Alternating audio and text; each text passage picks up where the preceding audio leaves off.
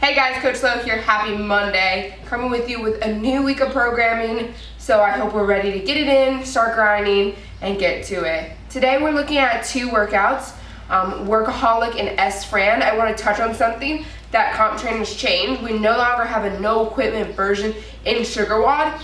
But if you look at the home gym version, there is a bunch of modifications. So if you were doing a bunch of odd object things, that modification is still in there. You just have to look at the modifications and be sure that you put in your notes what you used, if you used an odd object or you used another different modification. There's a list of them today, so they definitely didn't cut you short of anything, but it's just all in one version instead of having two versions that they had to input. So be mindful of that, and don't get scared if you don't see the no equipment version. It's just changed up a little bit. For Workaholic, we're looking at 3 rounds, 21 to 15 calorie row, and 15 chest to bar pull-ups directly into 3 rounds, 21 kettlebell swings, 53-35, 15 thrusters, 95-65.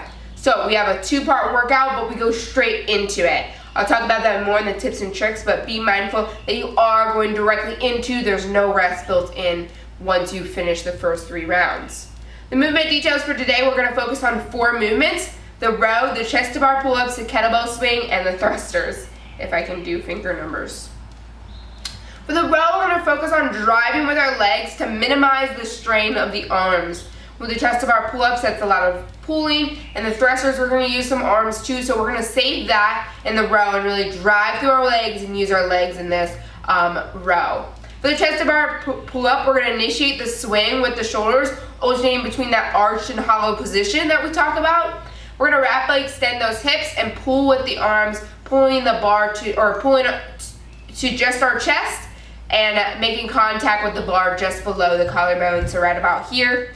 But you do today have to have more than your chin over the bar. Usually with a pull-up, our standard is chin over the bar. Now it's chest hitting the bar. For the kettlebell swings, we're going to hinge. We're going to hip hinge back and remain above the knee with that hip hinge. So we don't want to be sitting. If we squat, we go hips low, knee crease. That's what they're talking about, below the knee. We want to stay above the knee when we hinge at the hips. The hips and legs will extend rapidly, driving the kettlebell overhead. These are American kettlebell swings. So you go fully overhead, locking out your hips, your legs, and your arms.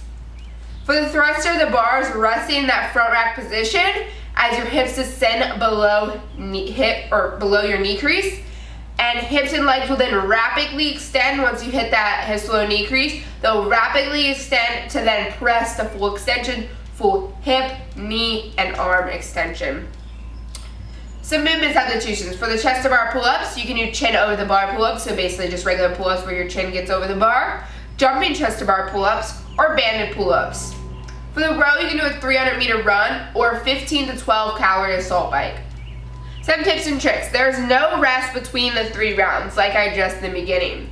This is 6 total rounds that is going to take you to 15 to 22 minutes. So let's look at it as 6 rounds. You do go directly into 2 different movements, but you are essentially just doing 6 rounds, just different variations of movements.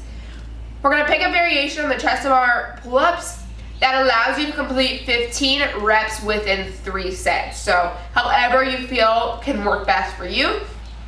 You can do 5, 5, and 5, or you can do something that allows you to go like a higher rep, then decrease by 1 number and then decrease. However, will allow you to get those 15 within those 3 sets. For your kettlebell swings, you want to pick a weight that allows you to do 21 swings with 1 break. So you only have 1 break wherever you need that break to be. For the thrusters, you're going to be able to complete the 15 reps with 1 to 2 breaks. So something that you can hold on to for 1 to 2 breaks, only having 1 to 2 breaks. Use your legs in the rower again so you can thrive on those pull-ups. Then, the hardest movement on the second part will be those thrusters. So we want to move on a smooth pace with our kettlebell that allows us to thrive on the barbell. So there's little things that will allow us to thrive on the movement that is the hardest. For the second part, it's going to be the first part, it's the pull-ups. So we want to allow ourselves to use our legs and take away the arm strain so that we can thrive in the pull-ups. For the second part, the hardest part is the thrusters. So we want to, in our kettlebells, be smooth, breathe, and allow us to get through that so that we can thrive on the barbell. Focus on the rhythm of your breathing in those kettlebell swings so that when you get to those thrusters, you can really, use your breath. Some of us hold our breath during our thrusters. Let's think about breathing 2 breaths. One when we push up and then hold your breath, down, and then push it up. Push it out, I guess I should say. On to Sfran. Don't know if I'm saying that right, but it's a variation of Fran. It's 21, 15, 9, double dumbbell thrusters, then strict pull-ups. So the 2 movements we're looking at today are the double dumbbell thruster and that strict pull-up. If you know the original Fran, it's 21, 15, 9, thrusters and pull-ups. So they would be kipping pull-ups most time. So it's just a little variation on that and making it a little bit harder. You're adding dumbbells instead of your barbell, and then you're adding strict pull-ups to add that variation. So on the double dumbbell thrusters, we're looking at coming out of the squat in the thruster with aggressive glute squeeze and quad squeeze. So when we come out of that thruster, it will require that aggressive squeeze of those quads and glutes to drive that dumbbell overhead. Keep that in mind. Really want to use that hip drive or that leg drive instead of having to press through our arms. We're going to go full hips below knee crease in that squat, then use the hip drive to drive the weight to full hip, knee, and arm extension. For the strict pull-ups, we're going to squeeze the quads and glutes. Again, that will allow us to keep that hollow position, which will allow the body to be more compact, and it will also give you better looking reps. No kips are allowed, so keeping that hollow position allows you to not kip at all. Your chin should be over the bar and there should be full lockout at the bottom. Some movement substitutions. The double dumbbell thruster, you can do a single dumbbell goblet squat that you can hold it in the middle. The odd object thruster, a single dumbbell thruster that you split the reps on, so you pick one arm and then you split those reps.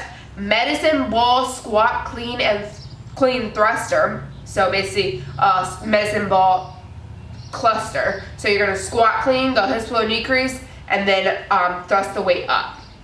You can do a barbell thruster or 3 times squat jumps, so you'll triple the numbers. For the strict pull-up, you can do 2 times that of odd objects, so you're going to double the reps for odd object rows, barbell bent over rows, single arm bent over rows, full reps on each side, so you'll do 21 on one side, 21 on the other side, dumbbell rows from the push-up position, inverted rows, ring rows, or banded strict pull-ups. Some tips and tricks. Again, this is a variation of Fran, but this one is meant to be a little bit slower. So it's not that sprint style Fran that we're used to. So keep that in mind that your time isn't maybe going to be under 5 minutes. We're looking at about 8 to 12 minutes to complete this workout. Strict pull-ups give you a chance to catch your breathing. Whereas in traditional Fran, you have kipping pull-ups, which requires some heavy breathing. If you've ever finished Fran and had the Fran cough, that is because the thrusters make you lose your breath, and so does the kipping pull-ups. So the strict pull-ups will allow you to gain your breath, but they will take you a little bit longer. The strict pull-ups require that more upper body work to happen. So keep that in mind, that you need to find a variation that allows you to sustain through this whole workout. 45 strict pull-ups will require you to have manageable 1 to 3 or 1 to 5 reps. So you want to have manageable 1 to 5 reps. So let's not go up the gate and do 10. Maybe we need to do just like 3. Get down real quick and get back up. Try to pick a manageable sets rather than holding on for these large sets. Like I just said, we don't want to start out the gate with 10 when we're fresh, because what are we going to feel like when we're trying to complete 9? Try to break it up early, and then maybe in the 9 you can give it all you got and try to hang on as long as you can. So that's all I have for you guys today. I hope you have a great Monday, and I will see you guys tomorrow. Bye guys.